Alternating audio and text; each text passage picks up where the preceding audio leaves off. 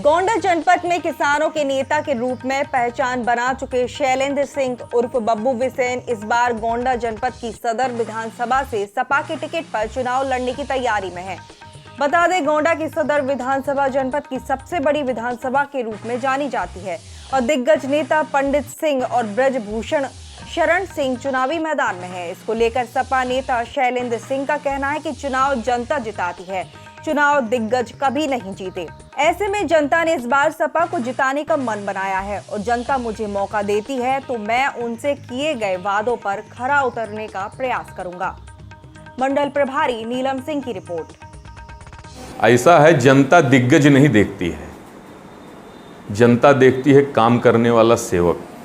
ये मानसिकता तो बदलने की जरूरत है कि दिग्गज चुनाव जीतते हैं। दिग्गज कोई चुनाव नहीं जीतता, जीतता है सेवक।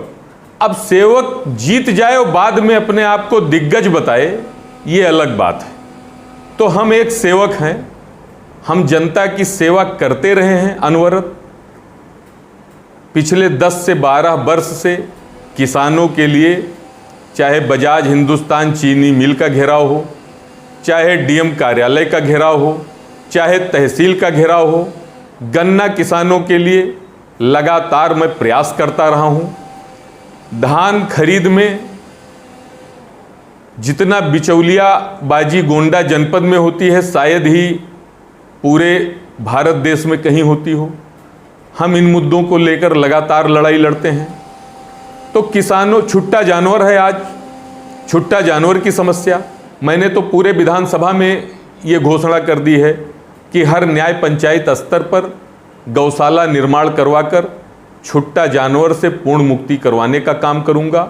और जब मेरी सरकार आएगी समाजवादी, तो मैं माननीय राष्ट्रीय अध्यक्ष आदरणीय अखिलेश यादव जी से भी अनुरोध करूंगा कि वो सभी विधायकों को प्रेरित करें कि वो अपने विधायक निधि से ही गौशाला निर्माण का काम करवाकर और छुट्टा जानवर से अगर किसान को बचा ले गए तभी किसान बचेगा, नहीं तो किसान वेंटिलेटर पर है।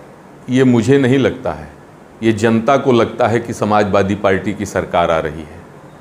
जब हम लोग जनता के बीच में अनवरत जाते हैं, लगातार जाते हैं, तो समाजवादी पार्टी का झंडा गाड़ी में देखकर भीड़ इकट्ठा हो जाती है, पहली बात।